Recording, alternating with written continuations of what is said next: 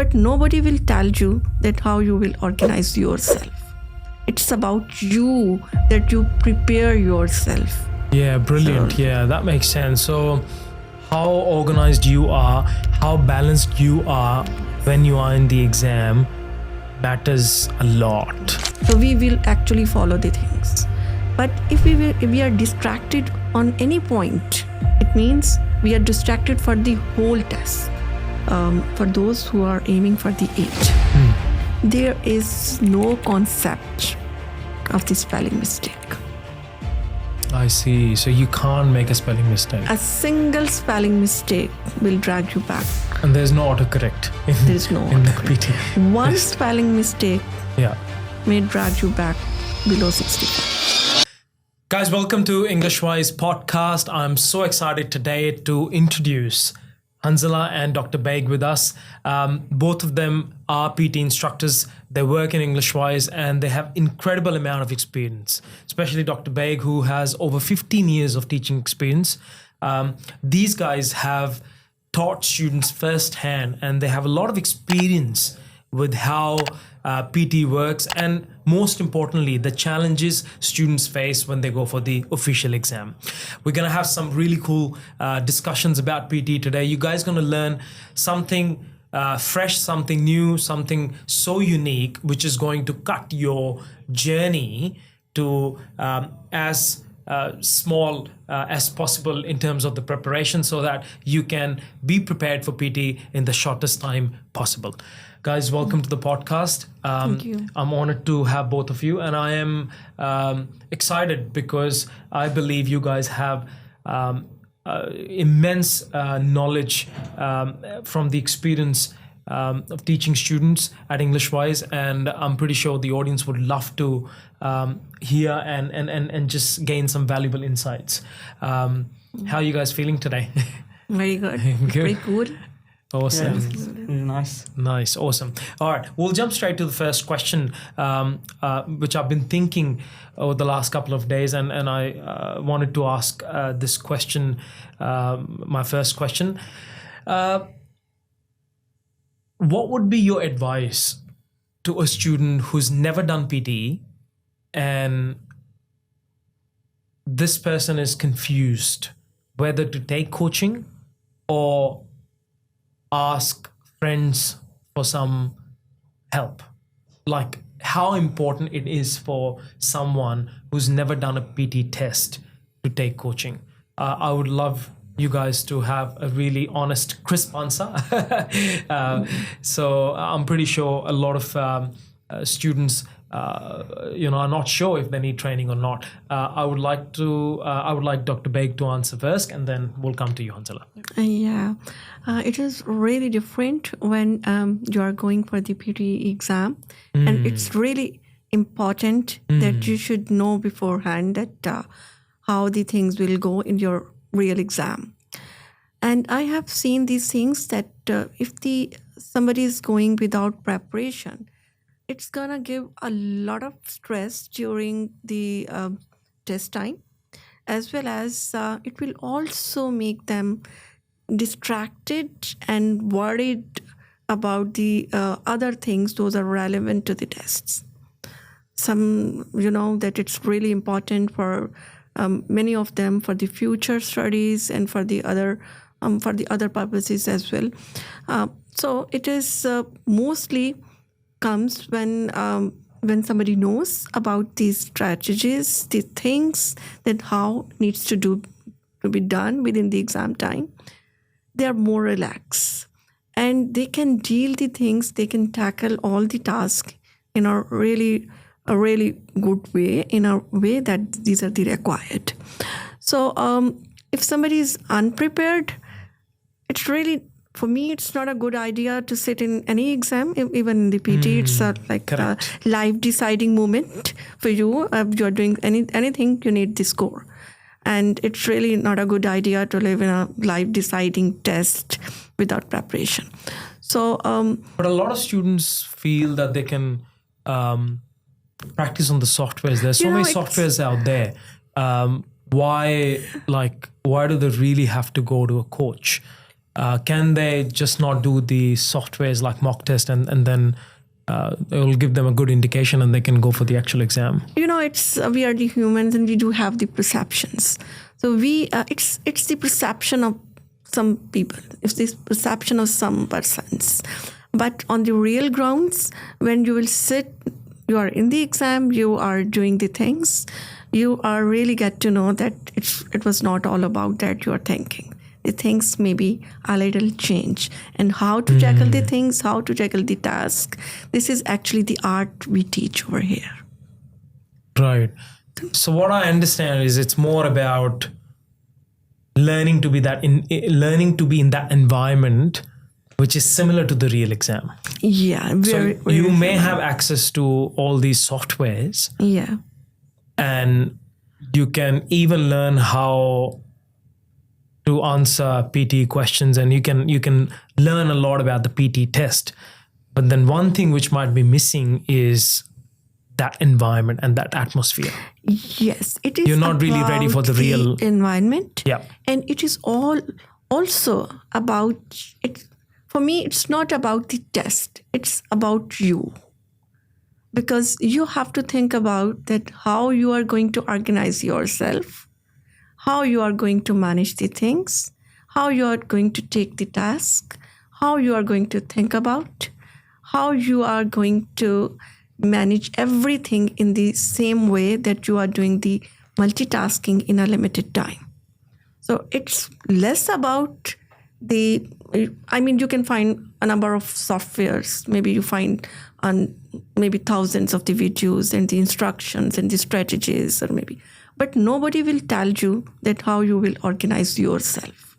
It's about you, that you prepare yourself. Yeah, brilliant. Yeah, that makes sense. So how organized you are, how balanced you are when you are in the exam matters a lot. Yes, it matters a lot. Right. So this is the practice, this is the coaching. Yeah. These are the complete practice sessions we provide. Okay. Hanzala, I would love to know your thoughts, but most importantly, just picking up from where Dr. Baig left, when we talk about the environment, if they are at the institute, any institute, not just EnglishWise, they're probably going to some other institute. How does the environment, can you really replicate the environment and the atmosphere in the institute just like the real exam? Is it possible, or how do you guys prepare? How do you in particular prepare a student for that atmosphere? Yeah, so for a lot of students, actually going for the exam, I actually recommend them that they do this. Since in our institute, we set students in row, we set them together. For students, when you go to the exam, I've observed in a lot of students that they actually didn't prepare, they didn't go to any coaching or anything like that. If they did not go, when they reach there is this, they're actually very nervous, they're scared, and because there are a lot of people talking around, because it's not just them, the other people are doing. Correct. And they get very nervous, they focus all around, and because a student who actually did the exam just came in, who actually just did the exam a week ago, told me they just jump in. Okay, and that thing is they get a sort of scared, they look around, they don't focus too much on the exam, they focus more around themselves.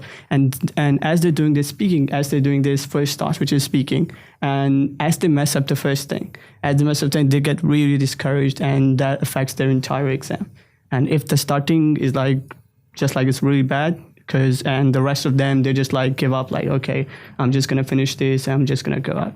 So I've observed that in a lot of people, if they just don't prepare, they're not used to the environment. A lot of them, even for myself, at first I was doing in a very quiet place, practicing at home, but I came to the center because I've been a student of the EnglishWise as well before I actually just joined there. So I really got to know the environment as the students were practicing around me. That really helped me during the exam. So I really know how I was going to do. I was prepared, and that got me there. Yeah, I think you get that opportunity to sit with others and practice together. And that's what we're talking about, replicating the environment. Yeah. back to you, Dr. Beg. Organizational skills. Can you expand a little bit more on that? And when you say it's more about you than the exam, if you could expand a little bit more on that and how. For me, here, whenever we are doing something, it's not only about a test, but it's how we make a priority about the things that we need to do. So for the exam, and specifically for the PTE exam, we should know that what are the priority tasks that we should focus on and how they are going to give us the credit in terms of score, in terms of our attentions, in terms of also in terms of the credit that you are going to get it out of that 2 hours time frame. So if we will have very good organizational skills, we are good to organize our tasks in a timed manner, we are successful. And if we lose our organizational skill somewhere in the whole journey, in the whole 2 hour time frame, we lose. So it means that we do need to make a practice. It's not about the test timing. It's about our practice time. That how we do the practice, if we will do the right practice, we will do the right things in the test time. If we will do the wrong practice, we will do the wrong things in the test time. So the thing starts when the students enrolled with us. The day they enrolled with us, their journey starts because they learn the things in the right direction. They learn the things in the right practice. The practice they do with us, they replicate the practice in the test environment. So we actually teach how to make the priority, how to decide the priority, what are the basis for the priority, and how you will organize your task during the practice, and how you will replicate your practice in the actual exam. Yeah, so it's a time-bound test, but what you're saying is there's no need to panic. Yes. If you know your priorities, if you know what questions matter more, Yes. then you can organize yourself, you can finish the test within the time frame, and you don't have to rush through, and you can do the best. When possible. you are panic, you lose. Because when we are focused, we have the right attention on the tasks. We do know that what we are gonna do right now, we know our direction. So we will actually follow the things. But if we are distracted on any point, if we are distracted, it means we are distracted for the whole test. It's not about a single task. It's about the whole test. So it's going to give you the credit as a whole. And you will see, because we all know that it's the transferable score. If you are distracted in the speaking, it is going to reflect in the reading. If you are distracted in the listening, it is going to reflect in the other section. So how can you not be distracted? How can you maintain the focus? Because we need to know that what are the tasks, how we need to do the practice. So we should be very confined with our practice. We need to do the practice in a right way. So the more practice you do, the more focused you're going to get. Right practice. Right practice. Yeah, the right practice is the exact what we want. And right practice is knowing and understanding what questions are more important. What questions you can do in a more good way. What do you mean by good way? I mean, the one of the thing is that if I'm good to write something without watching, so I know that it's my mind and I'm writing with my skills, everything. I'm writing.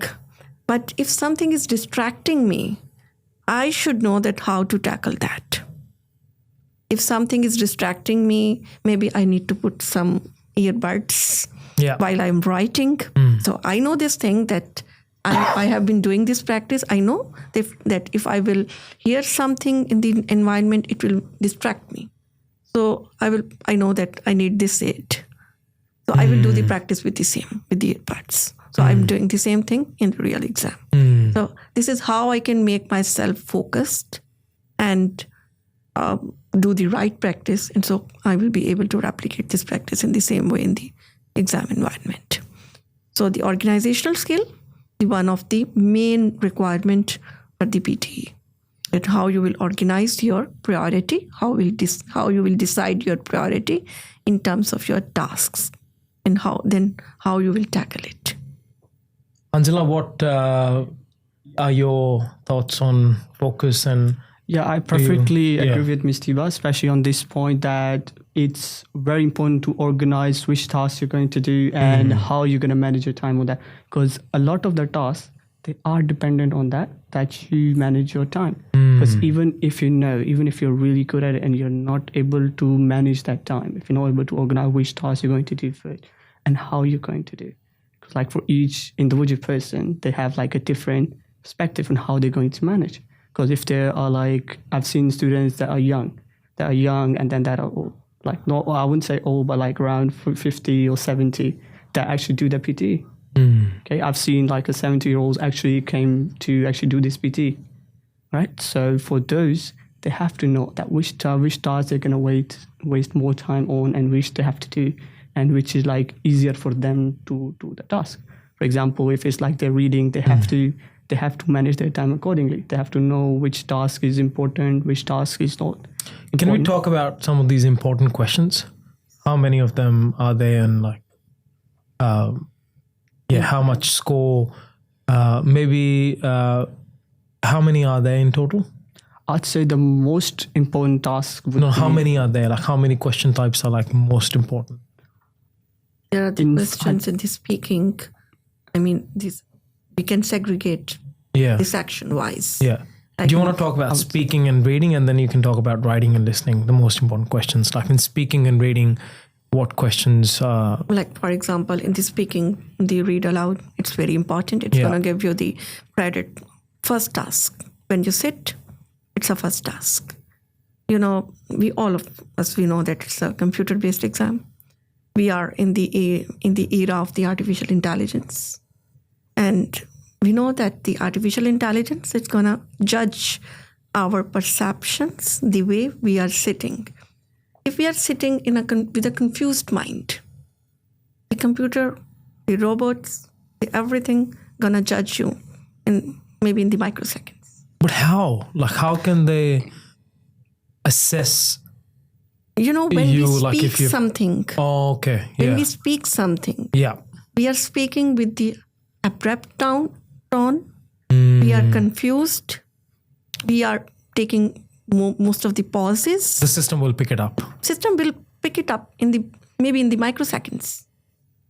Okay. Interesting. And you have decided your test because it's gonna give you the points in the speaking and in the reading. It's not going to have an impact on the speaking only. It's a transferable score to the reading as well. The one of the thing. First two tasks of the speaking: read aloud, repeat sentences. Very important. And whoever is going to take the test is really keen to focus on these two tasks. Repeat sentences. I have seen actually many of the people are having the problem with the repeat sentence. Yeah, because they can't remember what they heard. Yeah, it's a very, very casual. And there's so many techniques out there. Yeah. So what works best for your students, majority of your students? Yeah, my students, I always used to tell them that the PTE it's the test of your senses. Of your senses. Of Interesting. Your senses, yes. It's not, I mean, everybody knows that it's the English test. Okay. And if you are enrolled here, you are going to give this English test. Somehow you can speak or write something. But how you perceive a language in a society, in a culture, how you can impart the language in the culture, this is a test we want to assess. Okay. So we need to use the senses, our 5 senses. What we are visualizing, what we are hearing, what we are speaking, how we can speak out, and at the end of the day, our cognition as well. So when we have the repeat sentences, I used to say the best strategy what we can use, we need to speak out the things what we listen immediately, maybe less than 2 seconds, because our mind have the capability to retain the information for some time. Yes. So we need to use that capability, that what we are listening, we need to reproduce it by speaking it immediately. Once we speak out the things, in our voice, so our ears can hear that, what we are actually speaking. And when our ears hear about that, our brain retain the information. So for me, it's a complete circuit. And science. Yeah. You listen, your brain listen. You listen something, and then your brain actually translate it, maybe in your language, maybe in some visual impact, maybe in the form of some words. So your brain translate, and when you speak, you again hear. So it's a double way that you are hearing. And when you speak something, we all know about that. Whatever we speak, we remember. It goes back into your head. Yeah. So it's a journal rule. Whatever we speak, we remember our words. Yeah. Most of the time, that we are used to say, I told you this thing. I know because I told you. Yeah. The other person maybe that. That's true. Really? Yeah. Really? Did you? And there's a big I fight told then. you. I told you, so I do remember. Happens a lot between husband and wives, isn't it? So I think it's the best strategy that one can apply on. Yeah. I think everybody should try this strategy. Thank you Really so much. Thank you. I feel this is a brilliant strategy. Some of you might be aware of this, but personally, this is the first time I'm hearing this, and it makes so much sense to me. Can you use this strategy in any other question type, or is just going to work for this one? It's a brilliant question because I do expect this question that The strategy, yeah. They can implement this strategy. Actually, if you are smart, you can replicate this strategy in your practice in a way for the repeat sentences and for the write from dictation. You are straight away going to score your 120 points. Right, 120 points. Yeah. 30 points in the repeat sentences, 30 points when you are here listening and speaking. 30 points and 30 points, 60 points.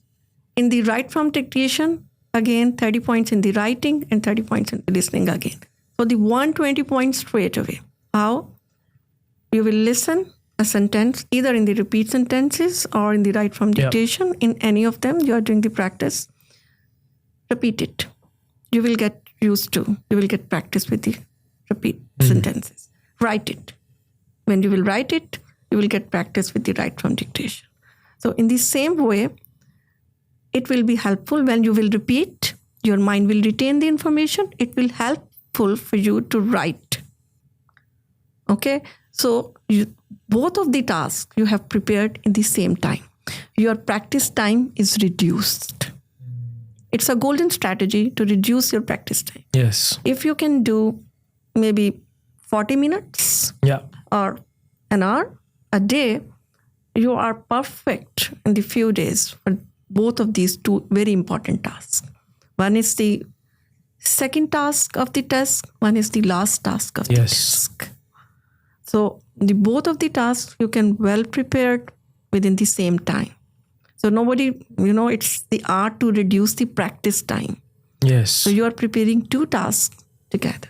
Overall, how much time a day is good for, let's say I'm sitting at 6.5 and I need to get 8 in PTE. Maybe initially in the first 79. 2-3 days, you may need the 40-50 minutes. But I'm talking about like full test preparation. Like how much do I need to study PTE as such? Like how much practice, how many hours do I need to put in? And how long it will take me to get the score? It's a very big question. yeah. Everybody asks. Yeah. How long You know, I need to prepare? I mean, it varies. If I have Yeah. a long retention time, I have a long focus time. If I have the capability to focus myself for a long time, people have the default capabilities. They may prepare maybe in 2 weeks' time. And it's hard these days because of all these smartphones. So much distraction. Like, Yes. I think focus is a big issue. Focus is the big issue, yes. But if you are not focused, Then it can take long. then first you need to know that you need to make a practice more about your focus, not More on the than PTE the exam. PT preparation. Oh, So if you are focused, yeah. you can do the things. So work out on your focus. So you can find maybe thousands of the strategies to to make you focus. Maybe meditate in the morning. Maybe, Do some yoga. Yeah. Right. If you're focused, you can maybe in the 20 minutes time you can do the Yeah, I practice of the completely two agree. tasks. Yeah. Hanzala, what are your thoughts on this strategy? And if you agree with this, is there any particular strategy that you use with your students, or you would use the same strategy when it comes to repeat sentences and write from dictation? Yeah. For repeat sentences, it's a brilliant strategy. I would Yeah. say like it's a pretty good strategy that you would use, especially for a repeat sentence and you write from dictation. And yeah, I totally agree with that.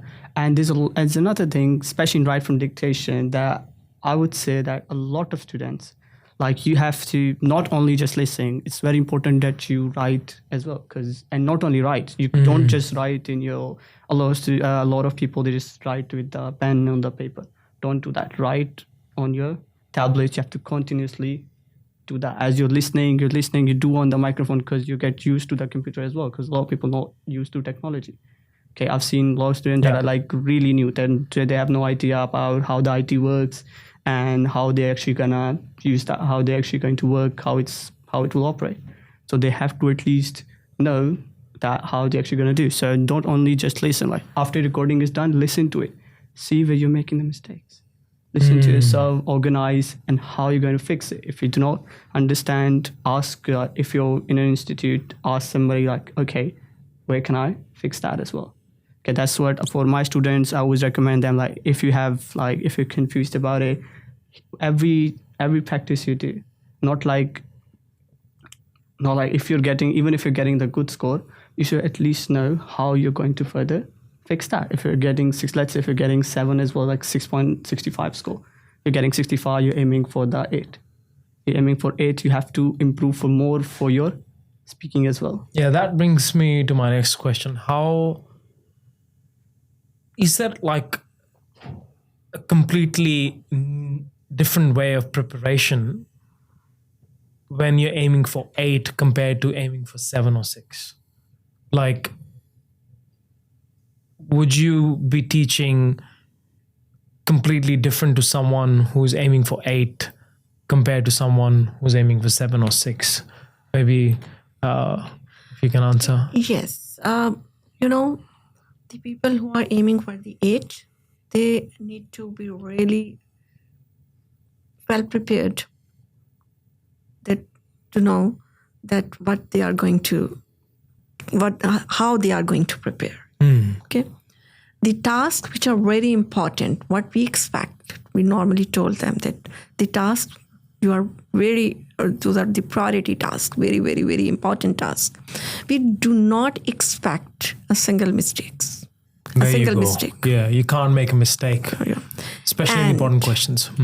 One of the major expectation that I used to tell in most of the time, all of my students, but for those who are aiming for the 8, there is no concept of the spelling mistake. I see. So you can't make a spelling mistake. A single spelling mistake will drag you back, because we know that whatever the language, whatever the slang we are speaking, any native speaker, anybody, we can maybe have 110 types of the slang languages. But whenever we write, the natives write, they write the accurate spellings. There is no point of the spelling mistakes in the native speaking, and specifically in the academic writing. If you are making the mistakes in the spellings, you are not really, really good for the academic test. And there's no autocorrect There is no in the autocorrect. PTE One test. spelling mistake Yeah. may drag you back below 65. Really? So it's a dangerous. So Yeah. we need to, and Non-negotiable. yeah, and it's not about that we do not know about the spellings. We may be very sound about the spellings. Or you just do a typo, like you know the spelling. Yeah, But yeah. We know about the spellings. Yeah. Many of my students, we did not have any spelling errors. Did you check? Yes, we check. And you know what's the problem with us? We all are the humans. It's very difficult to find our own errors. even when you're double checking. Yes. Yeah. So the best idea is that whenever you are proofreading, Proofreading, sorry. Yeah. Yes. yeah, yes. proofreading is actually the key. Yeah. It's not about what you are thinking about the spellings. It's about what you are typing. Yeah. When you're sitting in the exam environment, you are having a different keyboard. Your fingers every time on a different keyboard. It's not your laptop. It's not your Yeah. institute laptops. You really don't know. A little pressure of your fingers may change spellings. It's a type of mistake. I never thought about it, but that's true. Yeah. Yeah. And the computers, they do not take it. It's a typo error. They take it. As a It's spelling your mistake. spelling mistake. It take it as it's your grammatical mistake. Hmm. Okay. So how we can rectify this? We need to make a practice of editing and proofreading through right arrow on the keyboard. Through the right arrow. Yeah, it's a right arrow. There are two arrows, right Yes. and left. Yes. So it should be the editing and the proofreading should be through the right arrow. So you keep tapping on the right arrow. Yeah, is so it? you should Okay. get to know that you haven't added an extra space. So you literally go Extra space. letter by letter. Yeah, letter by letter. So you will do letter by letter. So you will get to know, okay. And the second thought one must have in the mind. It's when you have written something, think that it's someone else have written. Because if you will think that you have written, you will have a default setting in your mind that I have written, I've written in a right way. I know. So you will not find your error by yourself. If you will think it's somebody's, it's really easy to find somebody's else errors. Yes. Have you ever heard about the painting? Somebody paint for someone and ask that, okay, can you find the error? Anybody who can, okay, you have this problem. Yeah. So it's Yes. easy to find the error for the others. But when you do the painting yourself, You don't find any you don't error. find any That errors. is- yeah, It's just, so yeah, I think humans. we need to implement this strategy. I like the strategy, the right arrow one, because I believe it's important how you're proofreading as well. Because you might be proofreading, but then if you're proofreading just watching the screen, then No. it's not going to work. And I think you can also use your fingertips. And I what say are your it's a thoughts on straight that? line strategy. Straight line strategy. Yeah, it's a right. straight line strategy. So you can either use a finger or the arrow. Is it? Or what would you? I use finger and the arrow. All right, together. So yeah, together. So it's you are focused. This part is focused. Yeah. And this part is focused. Yeah, both your hands You are not engaged. distracting. Yes. Yeah. You are using all of your visual and your cognitive senses on the screen. I'm hearing this a lot from your inputs. Distraction, focus. And what I'm understanding is that focus is very important. in the test. Yes. I believe not many students are aware of this. They're more worried about PTE, Yes. question types, strategies, techniques, Exactly. templates. But what I understand is that if you have tremendous focus, you Yes. can do really well in the exam. Exactly. Obviously, you need to know how the test works and you practice and so on, but focus is And another thing that I would like to add, that is, whenever people come with the different circumstances, they are very much worried about many things. And with this frame of mind, with a stressed frame of mind, when you're sitting in the exam, I believe, if you are worried, you can't really do well. that's true for anything and everything in life, I feel. Yeah, exactly. And one of the things that I feel that we need to save something while we are sitting in the exam, while we are doing the practice. What is the most important thing that we need to save for everyone? To save. To yeah. save. Yeah. What to save? We have few things, our precious things in our lives. For example, time. People Yeah. are worried about to save the time, Yeah. money. But there is more important thing that we need to save. And everybody does, but people may speak out about this thing. That is the energy. Energy. Yeah. And here in the exam, in the practice you are doing, what you are putting a lot, you are not doing any physical exercise, but you are actually investing a lot of your Mental energy, yeah. Mental mind energy. Yes. I say it's a mind energy. So it's really, really, really important to save your mind energy. While you're doing the test. Use your energy where it is required. Do not waste your energy where it is not required. Where is it required? It is required, simple, on the priority tasks. The task. Tasks. If you are worried, if you are thinking so much about the coming tasks, or the tasks you have already done. Yeah, I like this one. Okay.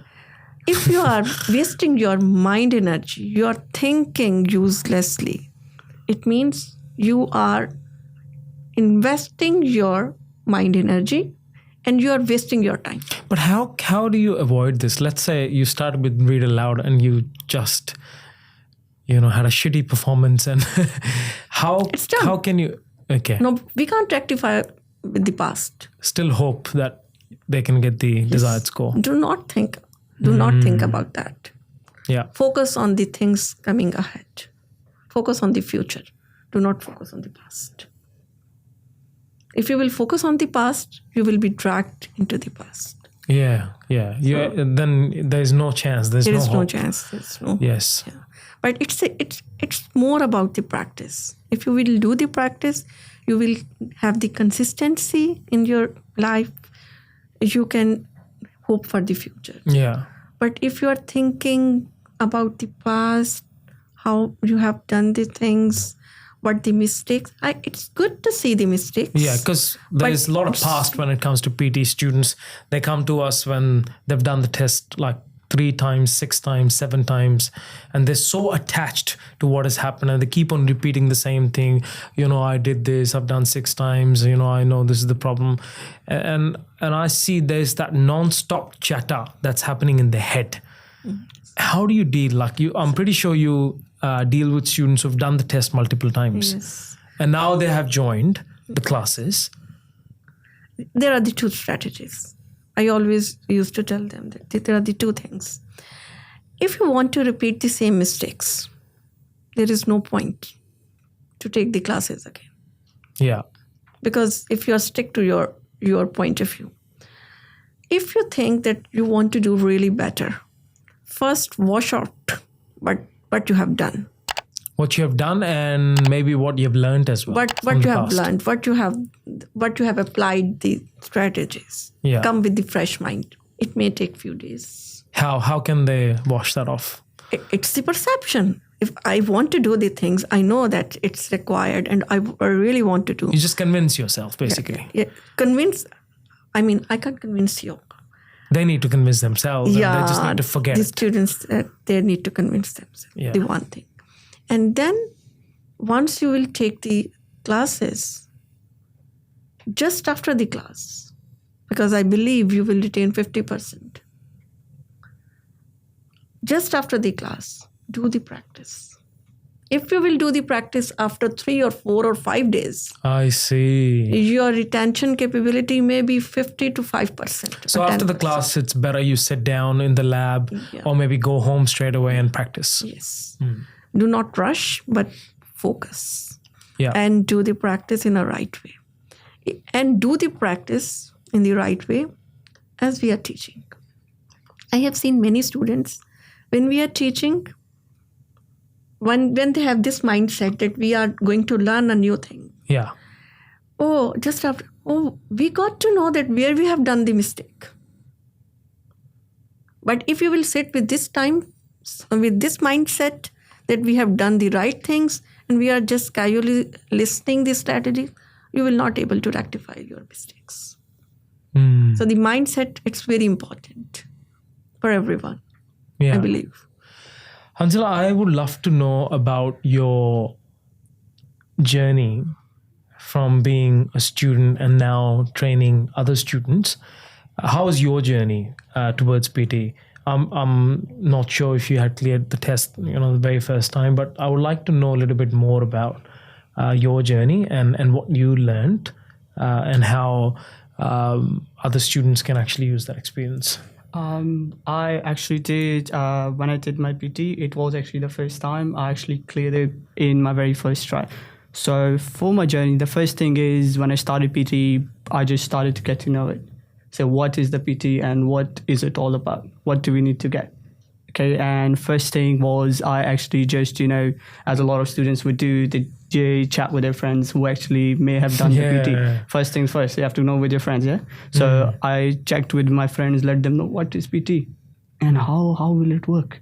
Yeah. And at the start, I just got a few notes and then started doing it online, just random practices, yeah? But then I started searching like, okay, this is not just your average, this is not just an English test. So it's not just improving your English.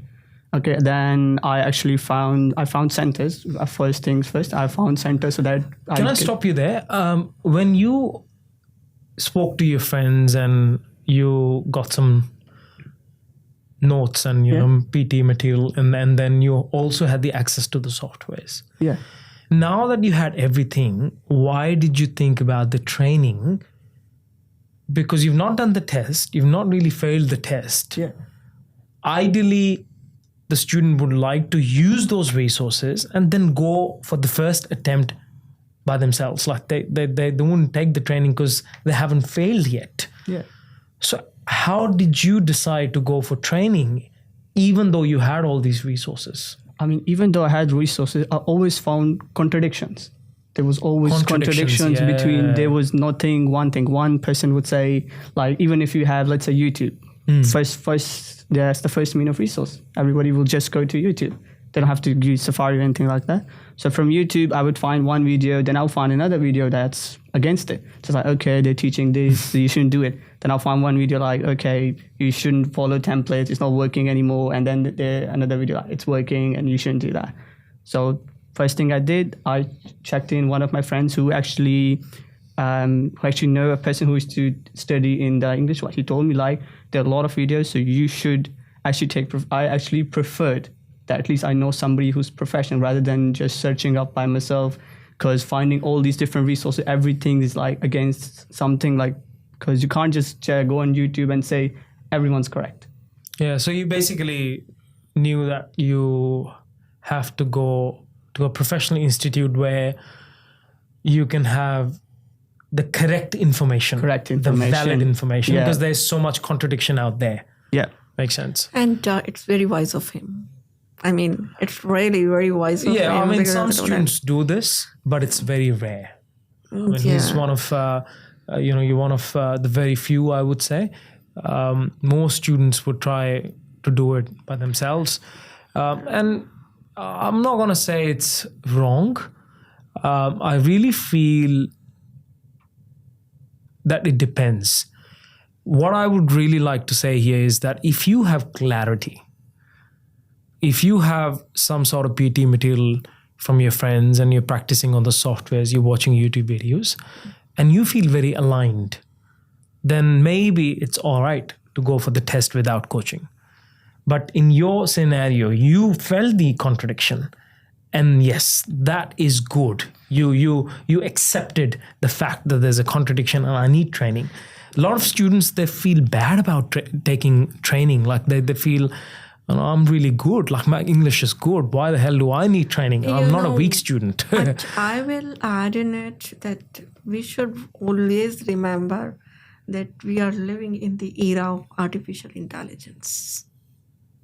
So what's the robots and the artificial intelligence is gonna pick you after a test?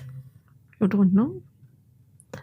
So if you will want to make a try, because I have seen the students. Most students, more than most of the 95% of the students will not take training before their first test, PT so test. What we teach here, how to deal with this artificial intelligence as well.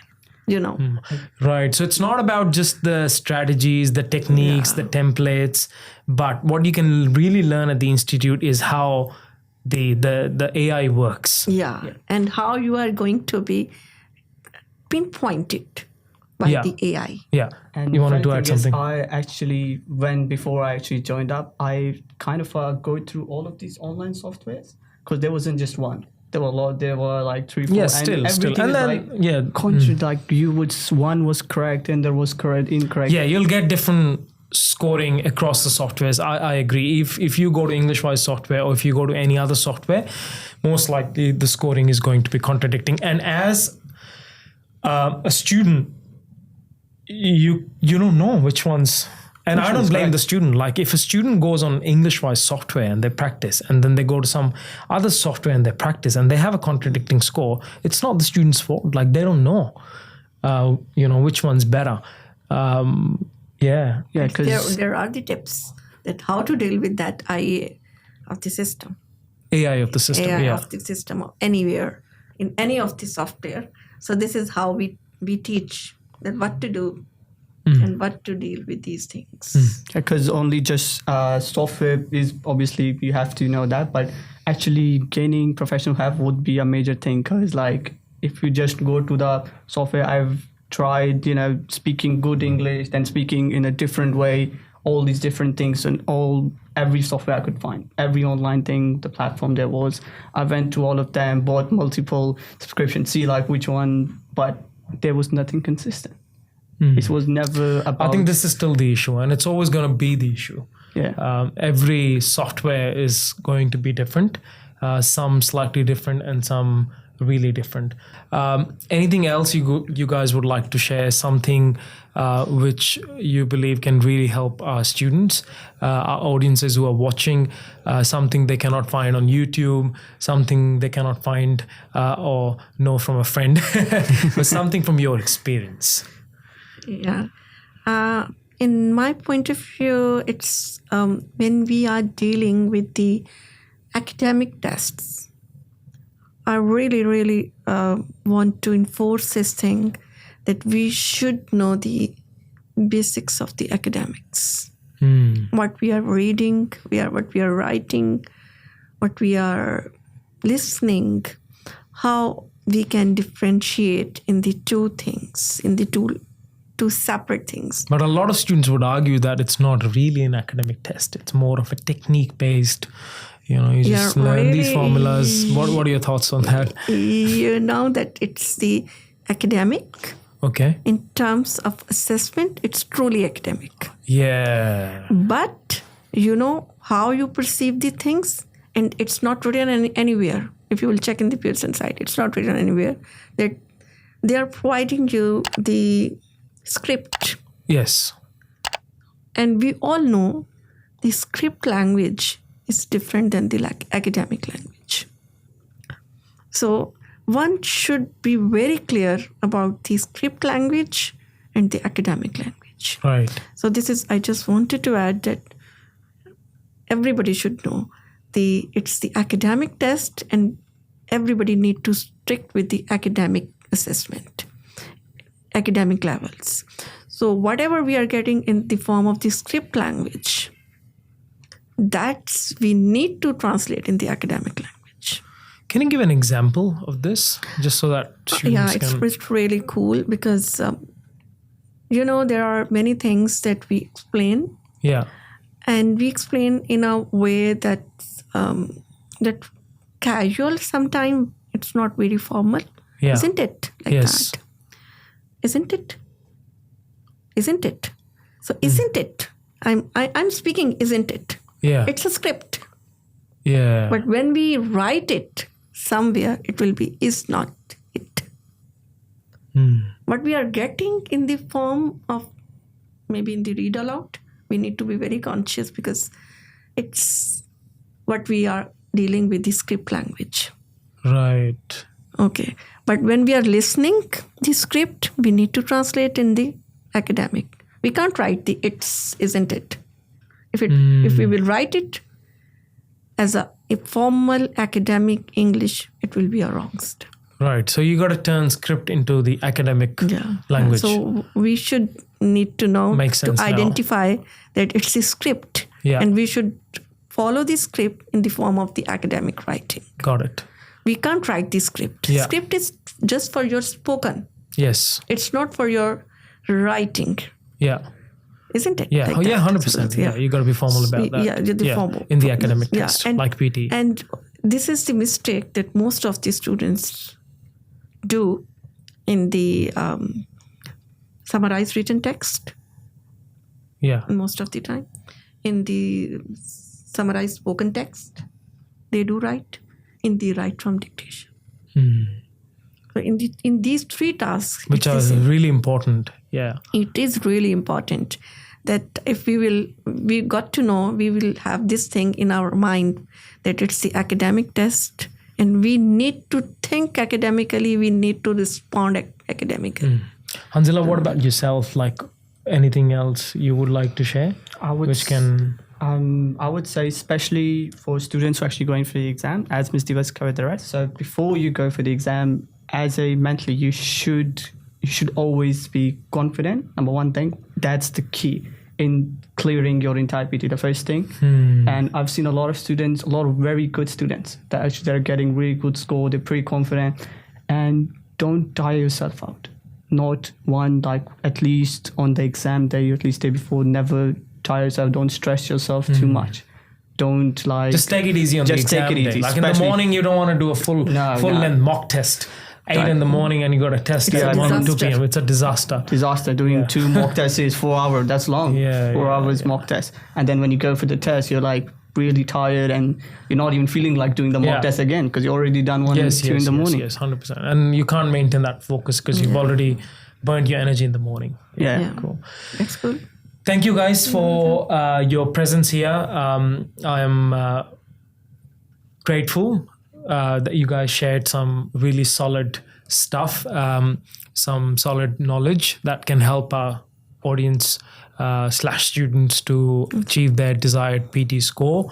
Guys, I hope you enjoyed the episode, and we would love to bring you more episodes, more experts who have a lot of experience of teaching students. And this is really important because the things you learn here are going to stay with you for a very long time. And this is how, as I said in the beginning of the podcast, you can cut down your preparation time and you can be smart about getting your scores, but practice has to be there. You can't just listen to this podcast and expect that you'll get the score, isn't it?